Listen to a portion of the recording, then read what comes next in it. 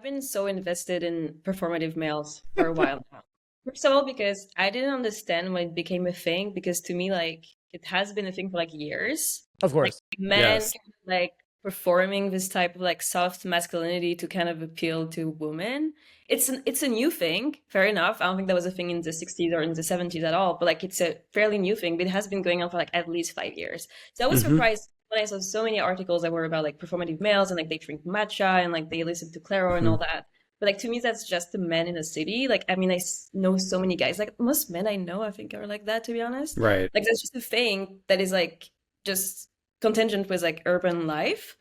But what I think has been interesting to me is like I love the conversation around performance and gender in general. I love like Hmm. when people are just realizing that everyone is doing drag. Like that's my favorite thing. It's just like gender is not really a thing that like you're born with. You have to like interpret it in some way.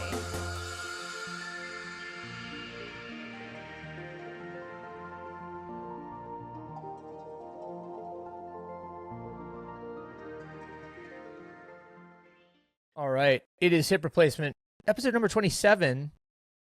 And I was just, as I was about to say that, I was pausing. I was thinking the 27 curse on our. There's a curse? Yeah, What? there Oh, is. yeah, of course. 27 really? Yeah. Club, The right? 27, yeah, the 27 Club. That's Kurt Cobain, Mama Cass, Jimi Hendrix, Amy Jim Winehouse. Morrison. Amy Amy- Winehouse. Oh, Amy I Winehouse too. forgot about that. Well, I forgot see, that I was mean, all already our 27. guest is contributing with Hey. the sort of arcane trivia that Kyle and I Absolutely. are best known for.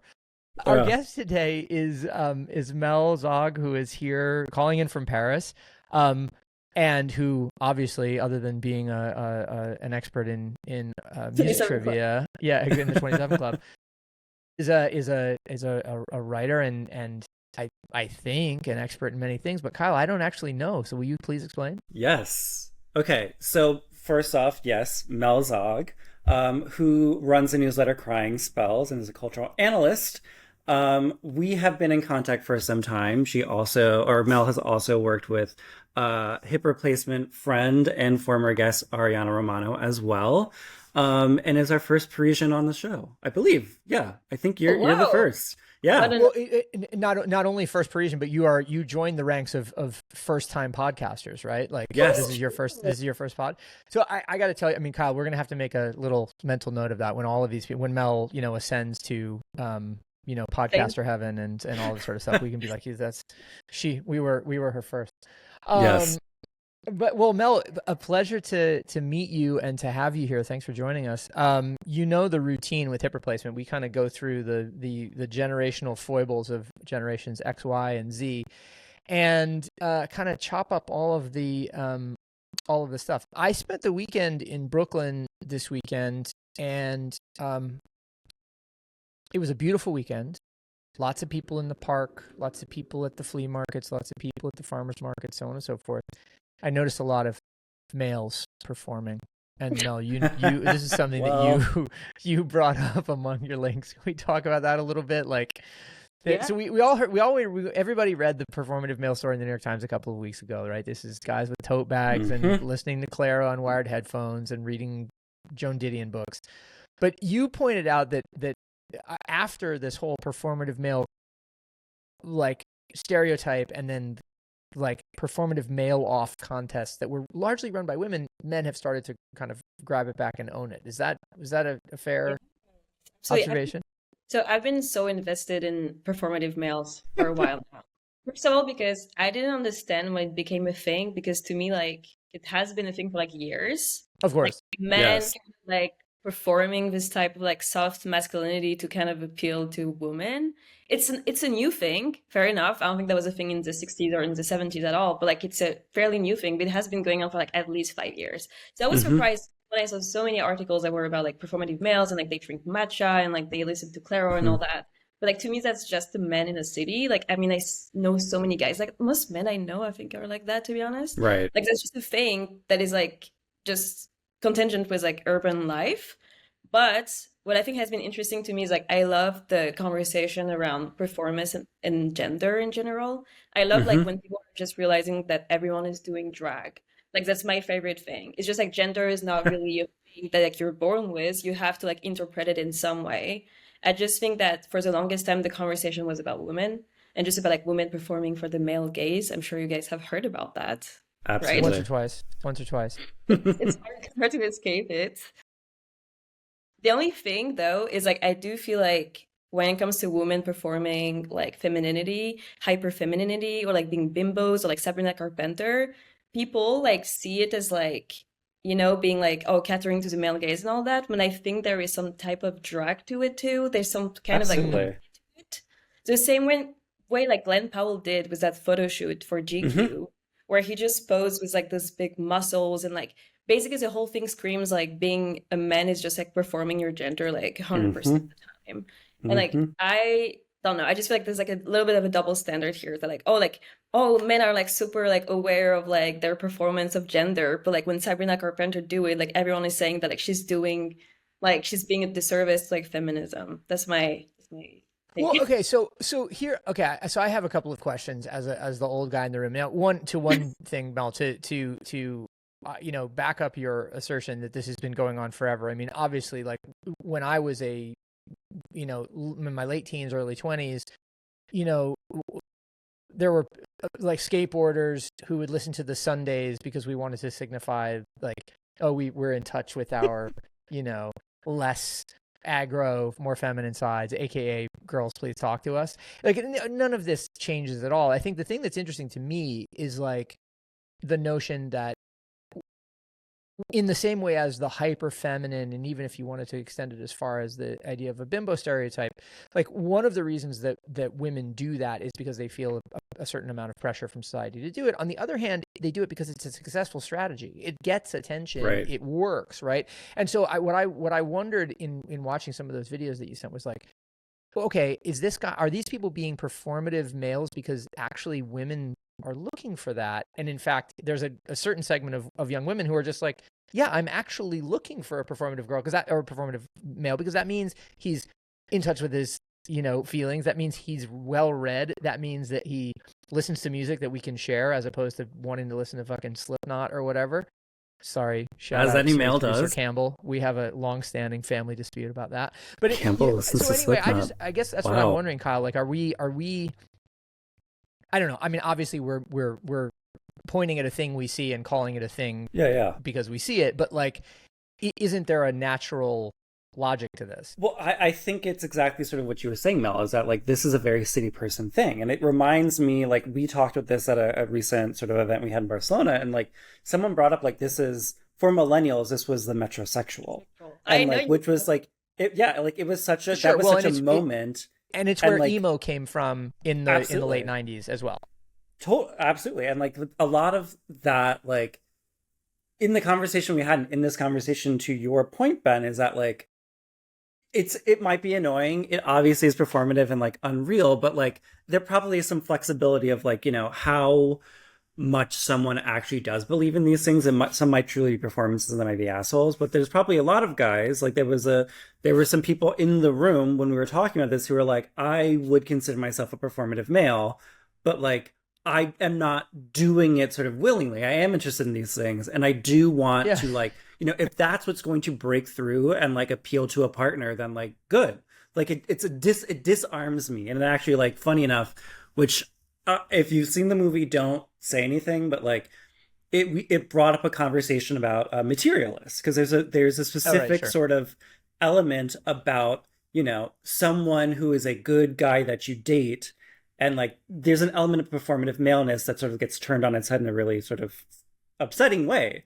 But like we talked about that because it was like that is very much a part of the culture, and you have to do that now to sort of like disarm, even though it can be weaponized as it happens in materialist. Sorry. Go ahead, Mel. Sorry.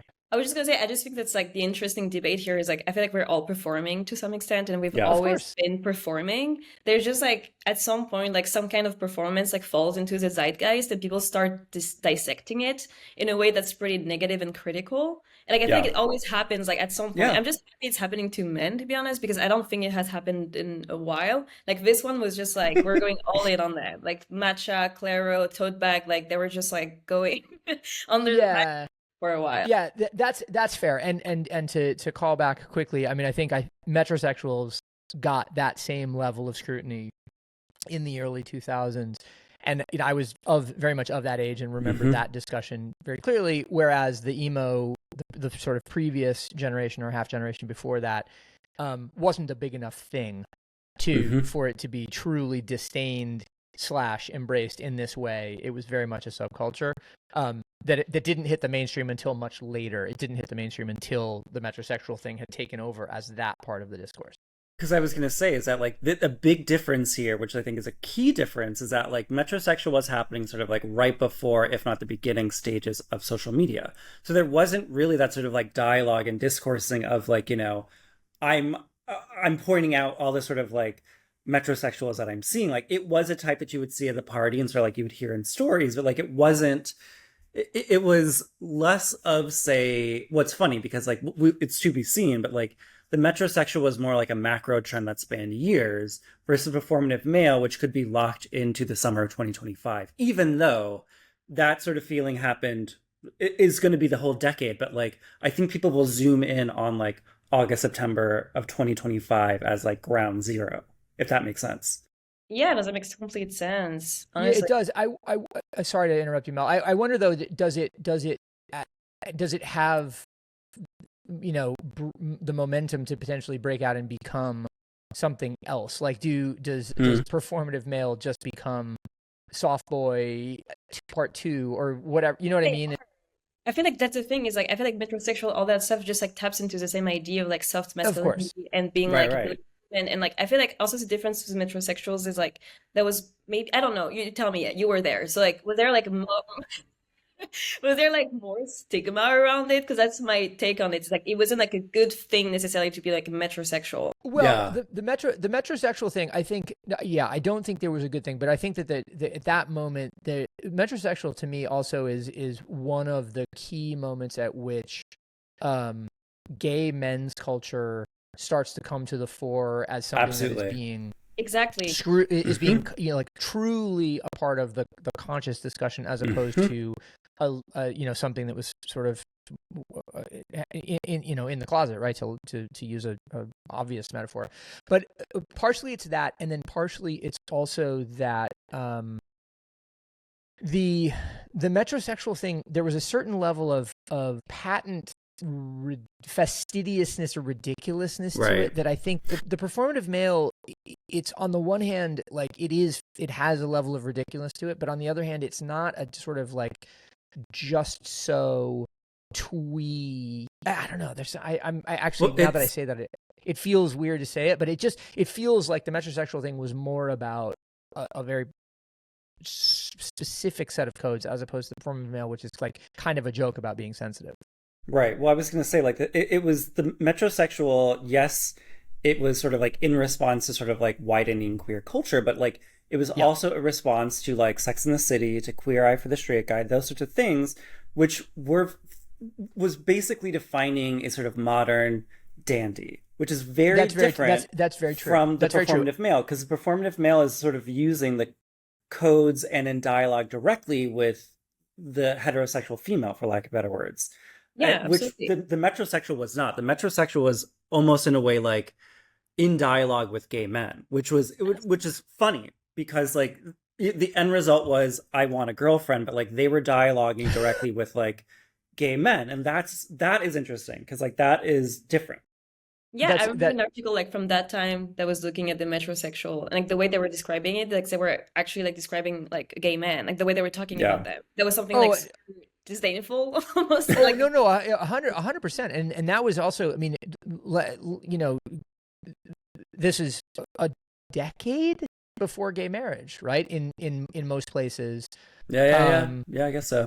There was, you know, it was like gay culture was not on the surface at all the way that it is now, and that's, you know, like, which is it's an amazing thing that it helped to introduce it, but it also is part of like where the disdain comes from, of course. It's just general like fear and insecurity around you know, the queering of America or the world or of our kids or whatever it is, right? Which is, you know, we all have our own opinions. I think that the three of us on the call all have our own opinions about how ridiculous that is, but nonetheless, that's the heart of it. And then yeah, and then just this notion of The interesting thing is I had not thought about it as being in dialogue with gay men's culture, but you're right, it was. And that's what made it particularly sort of And that's why it was so polarizing, because I remember that there was a time in the mid-aughts, because like hypothetically that was around the time when I was like not out. And like people would sort of be like, are you Metro? Like, what are you doing? Why are you dressing like that? And that was so sort of like a code. Like, it's so dumb, but like that was a shorthand for just saying like, are you gay? Like you're dressing too Metro. Like what? Like that was a whole thing. Like I remember it was the capri pants that did it, wasn't it? It was those capri pants. That was exactly it. Little pedal pushers. The pedal pushers and the armless t-shirts. Yeah, exactly. God. The outfits that John Summit wears to DJ now were the classic tells of the time. Damn. Anyway, this all took me back. So, but it's interesting, right? Like what I think it exposes as a transition to another subject is that the Sunday's listening post-hardcore emo kids of the mid to late 90s into the metrosexuals of the early mid-aughts into the performative males of today. These are all, there's a lot of commonality between all of them, and it reminds me a little bit of, Kyle, the story that you sent, which is that after the developments in the American media over the week, we are all Jimmy Kimmel now. Oh my God. Hard pivot, but let's go there for a second. Hard pivot. Yeah. So like the obviously everything that's happening is just so like fucking absurd and ridiculous. And to the point of performativity, there are a lot of performances sort of emerging, which is like, on one hand you have this sort of like sanctimonious WWE, like white Christian nationalism, whatever that happened on Sunday with the funeral. But then the other side, there is that there's a really Gen Z, really funny trend happening of the people who are like making jokes of saying like we are Jimmy Kimmel and being like, we're going to go to, I don't even think they were saying Starbucks. They were making jokes like, we're going to go to Starbucks. We're going to have people write Jimmy on our drink and we're going to get like a five shot espresso, blah, blah, blah. Like the most ridiculous drink. Like it's like, it doesn't matter, but like it's just the most absurd expression of like this modern like I'm being political thing, which is just a sort of like, how am I sort of flexing capitalism? How am I sort of like doing these things that hypothetically aren't even about politics at all, but like you're doing that as that sort of performance of being so, I love America or not. And like, so Gen Z is really taking the piss out of it in a really great way, which I don't think, it's one of these like, it doesn't matter. Like it's sort of, it's creating a Tower of Babel that is like, it's very funny, but like it's for nothing. Like it's meaningless in a way. And that is great. But like, cause it does sort of point out, they call shit what it is, shit, but like it is what it is. Like I don't. Mel, sorry, help us. Obviously, I'm in the United States. Kyle is American expat abroad. You, and correct me if I'm wrong, but are not American and not watching this from America. What's the Parisian point of view on any of this stupidity? Because I think we can all agree that it's stupid. We all can agree also it has implications for. I think that's a funny the thing world. is like being Gen Z. I don't think I have a Parisian take on this. I think I have an internet take on this because I'm more online when I read this than I am like in Paris necessarily.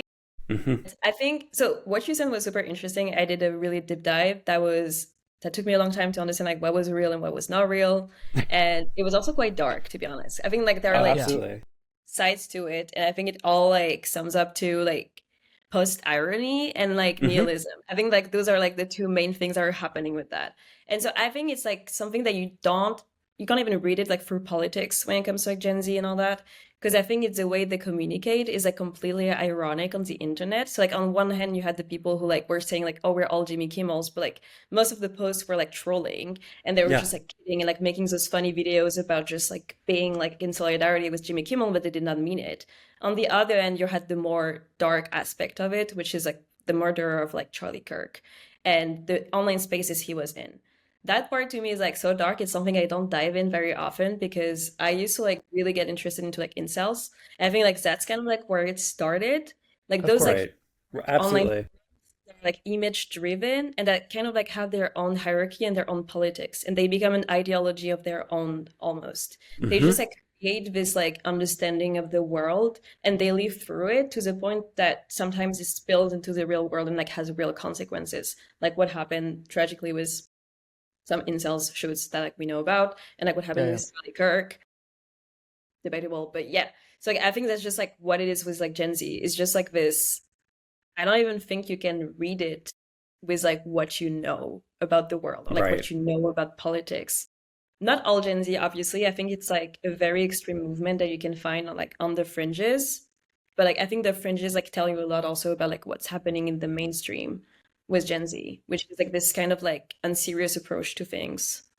What I was going to say is that like this, you're exactly right. Is that sort of nihilism has become sort of like the breakout word of the sort of month because like in a lot of ways, exactly everything that you said about the sort of Jimmy Kimmel trend and how it is very nihilistic and ironic and sort of like it's just like there is no use in a lot of ways what it's saying. Like this is all dumb. What's the point?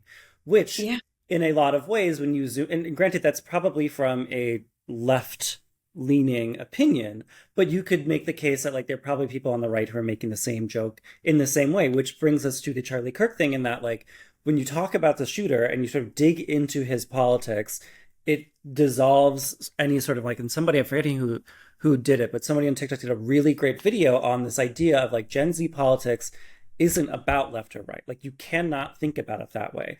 It is in ways it's like it dissolves all sort of like ideas of a binary and like the shooter, like he's a perfect example of that. No one can pin where this person stands and a lot of it is based in that nihilism, like even the fucking bullets having these sort of like ironic things that people could be like, oh, that's leftist. Like it's not, they're memes, like these Okay, are like so yeah. Okay, so sorry. I just have to ask this question because I think this is really salient. Okay, if it is not a left-right binary, which is fine, let's dispense with that. Nonetheless, we don't have to be left or right, but we are inevitably on a continuum, right, between two ends of some kind of spectrum. What are the two ends of the spectrum, if not right and left? I mean, it's I think it's as dark as you think it is. Like I do think it's sort of like, in a lot of ways it's like live versus die. It's like, are we sort of like, am I looking at this positively and things are going well, or like is everything going to shit and should I contribute to the shittiness? Does that make sense? To a degree, but the interesting thing, and I guess it's hard for me to separate right and left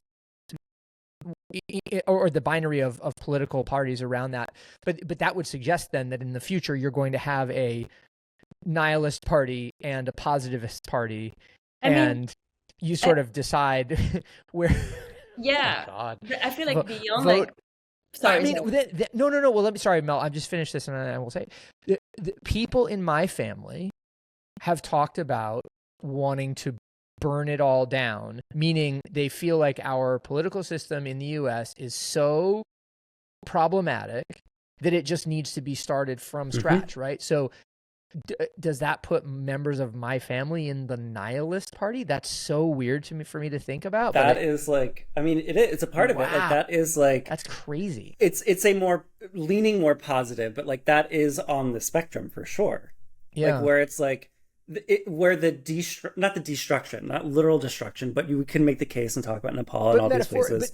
But that's the thing. It's like, and it's also then where does it stop? Sorry, Mel, I'm doing all the talking as per usual, but it's just like, but where does it all stop, right? It's like if it's clearly when I have family members who say we should burn it all down and start again, they don't mean literally set things on fire, right? But somebody out there doesn't know that, yes, and will set things on fire, as in the case of the shooter here. Sorry, Mel, go ahead. Right. I was just gonna say, I think like I agree with that spectrum, but I think like the way I see it, to me, it's like it's a spectrum that's based on engagement and the way you engage with politics and the way you engage with the world. And I feel like on one end, you would have the way they engage like through like online communities, like the way they do, and like for memes and like for like basically like completely being detached from reality. And then you have the engagement that is more about activism. And I think like activism is still a real thing. And maybe we can also switch to Kyle's other article about Gen Z revolutions, because I do feel like that stuff is still real. It's still like Absolutely. really does exist, where people like just do like grassroots activism or like organize and actually do stuff in the real world like has real impact. That's hard because what the Charlie Kirk like shooter did Right. also had real world consequences, but I do feel like it's like a very extreme example of like what can happen in those online communities. Well, I was going to say two things, but one, I had a question, and the other one I think is like a theory. Let me cook for like a moment. Is that like, I think if we are to connect and think about sort of the Gen Z global politic, and we look at, say, like the Charlie Kirk shooter, we look at what happened in Nepal, and we even look at, say, like what happened in France last week, which is a very Gen Z led thing. A lot of these things. Wait, stop. What happened in France last week? I missed that one. Protests. I mean, that happens every week, to be honest. So. Right. But it was a pretty big breakout one. What was the sorry, Mel, what was the protest over? Like I said, I missed this one, which I'm ashamed to say. What was it about? I think I forgot what it was about. I think it's about like new like reforms that are like coming in France and that like are going to be very restrictive for like people's salaries and all that. It's like very like heavy economic reforms. That it wasn't the first time this discussion has come up, but it was the first time it was sort of like very left and youth driven, which was a unique aspect of it. Exactly. It's happening during like very heavy like instability in France, as like our government keeps falling and we keep having a new like prime minister, which hasn't happened in decades. Right. So, but to that point, in good context, thank you, because that was sort of what I was wondering in a way. But like, if we sort of thread these all together, is like, no, yes and no, are people literally burning things down? But like, I think part of this, and this is something that was happening when the first sort of like conversations around the renewed Gaza-Palestine or Gaza and Israel conflict was renewing, was young people turning to TikTok and just basically being like, this needs to end. And like basically being like, like as if this is content, like we push the button and turn it off. Like, stop it. Like, this needs to end. And like, there was this sort of flattening of like all this sort of context. And to that, like a lot of these things, the things that they're all have in common is that sort of like, not necessarily virality of it, but this sort of like internet-based thinking of like, just stop it. I can just exit out of it. Like, can we, like, let's just end it. It's over. And like, these all are three very different extreme outcomes that are expressed in different ways. Like, obviously very different, but like the thinking to me, if we're sort of intellectualizing and dissect it, which is what we're doing, is it stems from a place in a generation who like, you could just do something right now. I could become an entrepreneur because I could start a TikTok about it. I could do this because I could learn it on YouTube or through AI. Like, I can make that change right now, for better or worse. And so I think that's sort of like where this is coming from. Because like, yes, the grassroots things are happening as well, but like that's also like the millennial playbook.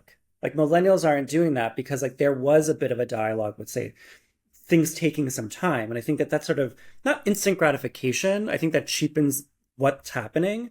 But I do think there is a larger press on the gas because things in the Gen Z world have been, because of the internet, have been so like, I can do it now. Yeah. The flip to that though, Kyle, is that the oldest millennials are now what, 42, something like that? Ish, maybe 40. Older than that, because Bobby is older than that. No, 40 is 95, right? So no. Anyway, 80. It doesn't matter. I can't do math. 80, so 45. So 45. Eldest millennials are 45. Meaning they're in their prime earning years, meaning they are invested in some level of success and equity, meaning that they have things to actually lose, right? So that's the other reason that you don't act in that sort of compulsive fashion. Totally. Whereas people who have nothing to lose, and that's the other aspect of it, right? And Mel will have this conversation with whomever hip replacement Gen A is. And then with Gen B in 30 years, because they'll be the activists at that time. I guess here's my question, Mel. And I don't know how well you remember the Arab Spring in 2011, but you will. I do. I really do. Okay, well, no, perfect. Well, perfect in that case, because I think the thing that's interesting, right? If you look at what has happened in Nepal, where there has been a Gen Z overthrow of the government that was driven by censorship. So it's in the sort of We Are All Jimmy Kimmel world. There's a real direct parallel there, but it's like prompted by censorship, Gen Z overthrow of the government, election of new government via Discord, which is crazy to me. And I don't mean crazy in that it's like not logical. I just mean it's sort of a wild possibility that I hadn't considered previously. I think we were all immediately after the Arab Spring similarly hopeful that something would change in a permanent fashion in Egypt, let's say, or in Yemen, or in the other places the Arab Spring happened, and it didn't. Do you think it changes now? Do you think there's a No, difference here? I don't think so, because Okay. so I think it's like So that would make you a part of you'd be on the nihilist party ticket. We're going to get you. Yeah. it's like I'm the first person to have a positive take on things. But I think that like a defining feature of Gen Z and like youth in general is that things are new to them. Things are new Yeah. to us. It's Yeah. like we haven't gotten beaten up by life yet, and we don't really know that like things sometimes are like we know things are not fair, but we don't know to what extent. And there's like a thing where you don't just like you're not just content with the way things are. You want to change them, and I think that's like beautiful because like youth is capable of building on momentum in a way that like older generations are not. And that's Yes. why they're counting on younger generations like fight for something better all the time. That's how the Mhm. Arab Spring started. That's how like this is starting. And like I love to see that. I just think that like at the end of the day, it's like revolution and like burning things down is probably the best way to like get change at the end of the day. But like institutions oftentimes just don't follow. So when it comes to like Arab Spring, it's kind of a bittersweet victory because if you look at like Egypt or if you look at Syria, like of course that just made things like way worse, especially in Syria. But if Yeah. you, for example, at Tunisia, it's like it's a bittersweet symphony because it's like they did uprise and they did fight and they did get some change. Does it change Mhm. like last on the long term? Not really. But I think that's just like the results of like any sort of revolution or radical change is that things are not just going to like change all at once. Like power is power and people are greedy and institutions are flawed and things are probably going to stay the same, but all you can do is like go all in and hope that things are going to change just a little bit. And I feel like Right. that's what Gen Z kind of understands is like they're still out, like for example in Nepal and stuff, they're still like out there risking their lives Mhm. literally, and they're fighting for it, and they know that like they might not get everything they want, but at least like something can change. I think that's all you can do when you like do revolution that way. Like I was in Lebanon in 2019 when like the revolution started there, and I do remember like how beautiful it was. It was a lot of young people but also older people, like every generation, and there was just so much hope. And I feel like that's all it was about. Like so many young people were like reuniting in spaces to talk about what ideal type of government they wanted. They were talking about the different types of government and like what would be ideal for Lebanon. And like I feel like that's what a revolution does. Like it gives you hope. It gives you like conversations. It lets you Mhm. imagine like possibilities, even if like the structural change doesn't really happen because that's just not how the world works, you know? Mm. Right. Yeah, I mean, extreme action for incremental change seems like a poor payoff, but I think you're right. Unfortunately, yeah. It Absolutely. reflects the reality of things. Yeah. That's what life is, I think. Yeah. But I think like it's an unfortunate reality, and I do think that there's a sort of like a good understanding and a good grasp of things, and we can only be so lucky if like the majority of Gen Z think like you, Gen Zog, let's say, Good um, talk. Gen Gen Zog. Zog. Oh But my like gosh, I love I this. do think you're right, and like I think the difference if we're looking at, and like I would love to hear what you think about as far as Gen X, but like when millennials were that age, like yes, hypothetically there was Occupy Wall Street, and there was also like Black Lives Matter in a way was sort of like tied to millennials, sort of like helping to drive that change and drive a lot of that sort of like actually physically being there. Was it as extreme as it could have been? People, I'm sure, on the right would say yes, it was. It was just as extreme as all this stuff. But I do think like Gen Z has in a way stood on the millennial shoulder and is going a bit further in some ways and in some places. And I think that sort of it's building in that way because I think it is everything that we said. Plus, I think when they're looking at, say, something like Black Lives Matter, for example, at least in the American context, how much did change? And they have like a direct understanding of that. if you think of COVID too, how much did change? They have a direct understanding about that. So they know that like it takes a lot to sort of break something. And like Yeah. I think that is sort of like in their brain in some way, which is interesting. I don't know what the Gen X equivalent that maybe the millennials are standing on y'all shoulders of. Yeah, and I'm not sure. I mean, obviously, you think of from a boomer perspective, it's the 1968, the Vietnam War protests. In my life, it's funny. Was I it like wonder if like there's anti-Bush? no. I Maybe don't think so. I no, no, 'Cause, no, I like, don't think so. And in fact, I wonder if it's the opposite, in as much as like the the uplift and the downfall happens in something like the boom of the internet and the bust of .com. That's intriguing though, Kyle, because I don't know that there necessarily is one. Would be interested, audience members, in the comments Yeah. to name your nominations, because I am very much a glass half full person. I'm a positivist in this dyad. All right. Well, okay. The other thing. Sorry, I went. Speaking of Gen Z standing on the shoulders of millennials, can we can Gen Zog? Could you please commit now to not being a helicopter dog parent? Oh my God. Yeah, already am with my senior cat who is making my Okay, life got it. living So, hell. Kyle, you submitted Very an op-ed from the Times by a writer named Rachel Feinzeig, who is based in Connecticut, about being a helicopter dog parent as a millennial trait. Please elaborate. I mean, it's it is the fact that that question even has to be asked. It says it all. Like that's sort of like it, and like if you in the story, it's sort of like the person talks about how they're like, they talk about how it's like, I do have children, but like my dog is different in a lot of ways, and it's like to me, and like I know we talk about dogs every few weeks, but like it is a sort of defining, I think, millennial trait that I think has sort of spread to all generations in a lot of ways. Because like my parents, they were not like this. They were not. They didn't care. Like we had dogs who slept outside all the time and had like we had outdoor dogs, which is fucking wild. Well, I mean, I think I've said this before on this pod. Like my father's family, the dogs slept outside. It was not even that they didn't come in the house. They weren't allowed in the house. Yeah. Yeah. You know what I mean? So we had the next step of that, which was like they were outside during the day and then at night they slept in the garage. They were kind of only allowed inside every so often. But right. like I would never do, and then because of that I was like, I would never do that to a dog. That's awful. And then now I think my parents sort of seeing how I have treated my dogs, and like I even rescued a dog from them, and like I think they saw the way that I've treated them, and like my siblings have treated their dogs, and now their dogs are little royals as well.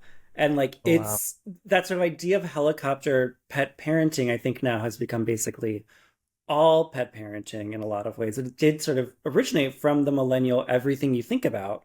Like it has come true. And I think that there are probably ways that like Gen Z is shaping it as well. But like I do think, look, hey, and I feel like this has been written about for generations. Every time I go to an art museum, the number one thing I look at or look for are like old paintings that include dogs. That like dogs have always just been sort of a metaphor for like joy and love and life, and like in real life, like, and that I think is why in these sort of like wild fucking times, you're a helicopter dog parent, because like that's like the joy of and everything that's going on. Like you have this thing that you can just hold that will make you so happy. So of course I'm gonna like put this animal through like chemotherapy if I need to.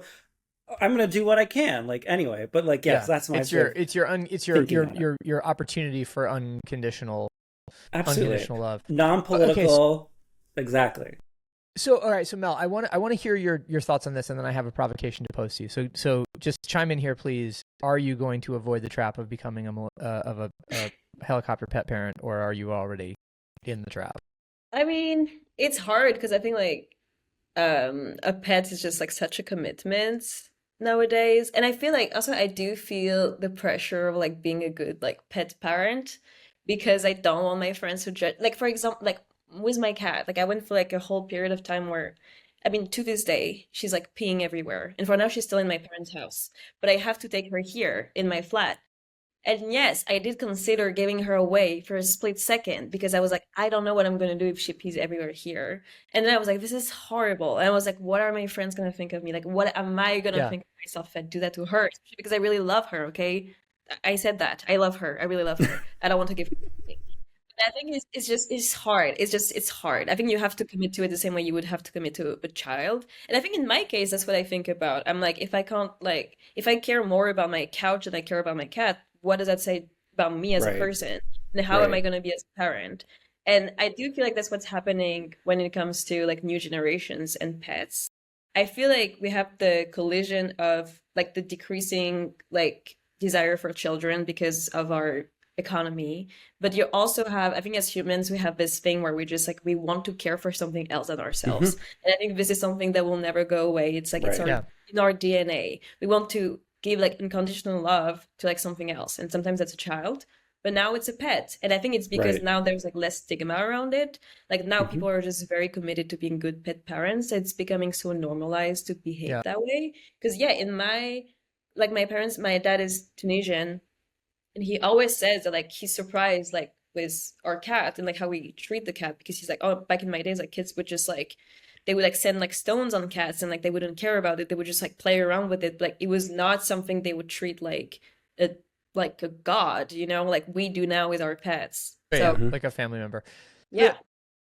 All right. So okay. So you're not getting out of that trap then. You're in the trap. And listen, so are we. Wait, Then are no you not a no helicopter pet parent? Like I feel like everybody is now. You have to be one. I mean, I'd say in our family, my wife is much more that than I, but I love the dogs and have always loved the dogs and you know feel very strongly about them and it's interesting though that like the that sense of what are other people going to think, even though I know that the dogs are very durable. And it's true also of kids, right? And you'll find True. that, Mel, like True. we talk a lot about this in terms of life stage changes on the podcast. Like every life stage change is way harder than you think it's going to be and way easier than you think it's going to be at the same time. Right. So like the only thing to do is to do it. It's kind of is the thing that I tell people all the time on here. Anyway,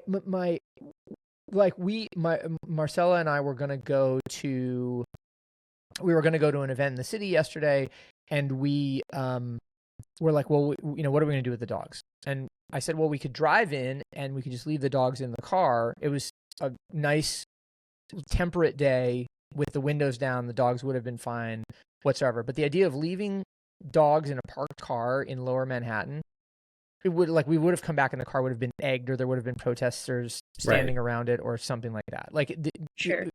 absolutely no harm, no sort of danger to the dog whatsoever. But it just would have been received in a way that is just not commensurate with the danger to them. And it's like, okay, that's not worth the value. So yeah, in a certain respect, I don't know. I was going to say so much right, of this is about the surrounding pet parents, because like that is exactly true. Right. Exactly what you said. Exactly what Mel said is that like there is a reason why, at least in the States, because that culture does not exist in Barcelona. It's like if you get a dog that is like a purebred dog, like from a breeder, people will look at you like you're crazy. Like they will be like, why didn't you rescue a dog? There's so many dogs that need rescuing. Why would you pay money for it? Like that is such.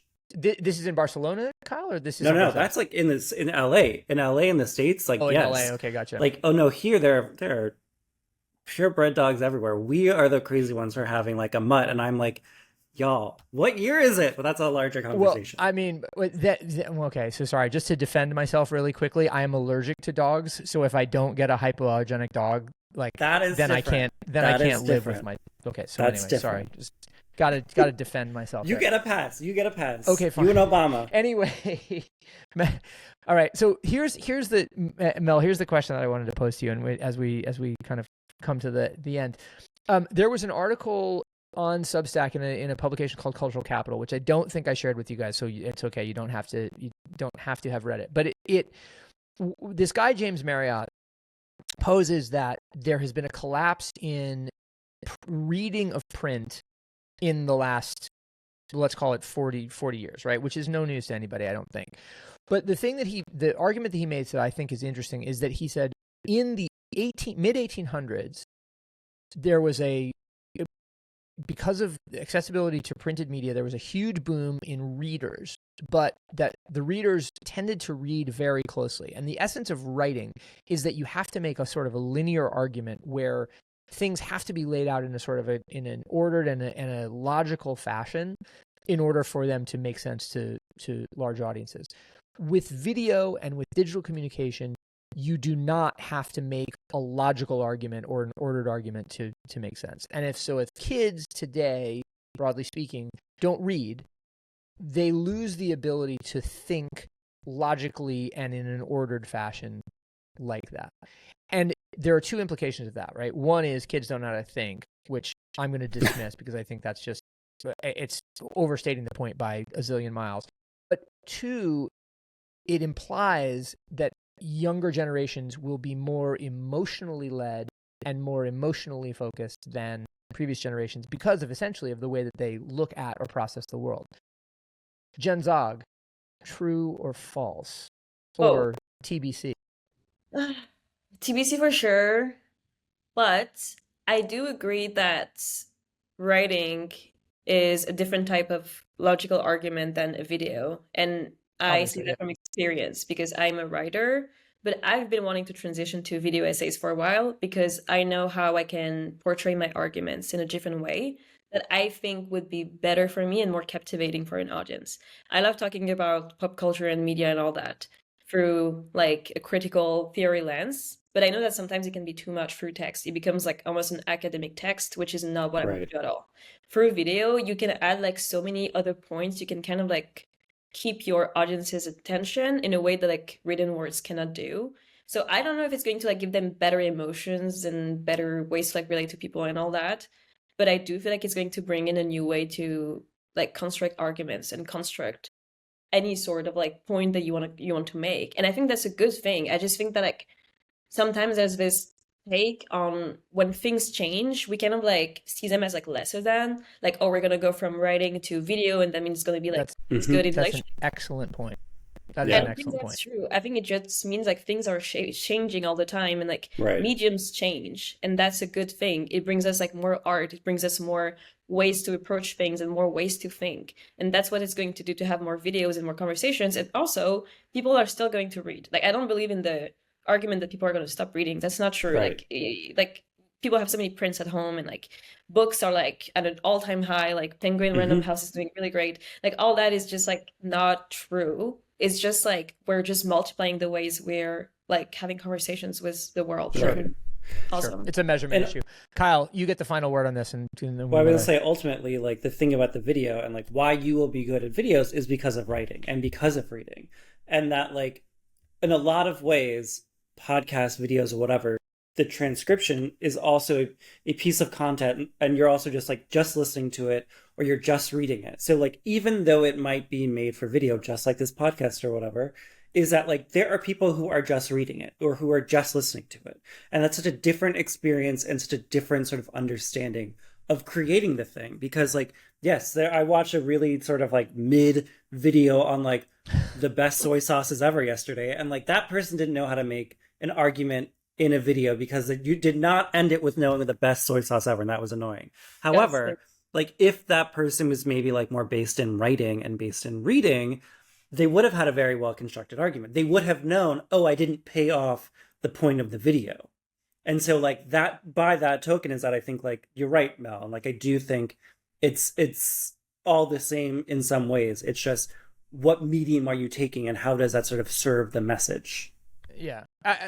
I buy that. I guess, I mean, and to me, this is why I remain, glass half full and optimistic, is that I feel like we now train people to be facile in reading, in writing, in presenting, in communicating more broadly than ever before. Not necessarily perfectly, and certainly not universally, but better than ever before. So, all right. Well, Mel, such a pleasure to talk to you. Where can the proverbial kids find you outside of what we hope will be a recurring appearance on Hip Replacement? Absolutely. On Substack for now, at Mel Zog or Crying Spells. And that's all. That's the only place where you can find me for now. At some point, I will have a YouTube channel with video essays on it. That hasn't happened. Can't that wait. will happen. This is on the way. Excellent. All right. Well, everybody, this has been Hip Replacement episode number 27. I'm Ben Dietz. I am joined by my co-host Kyle Raymond Fitzpatrick, as always, and our guest was Mel Zog. Please like, follow, subscribe, all the things you do with online videos or podcasts or newsletters. And we will see you again next week for another episode. Bye. Thanks, y'all. Bye.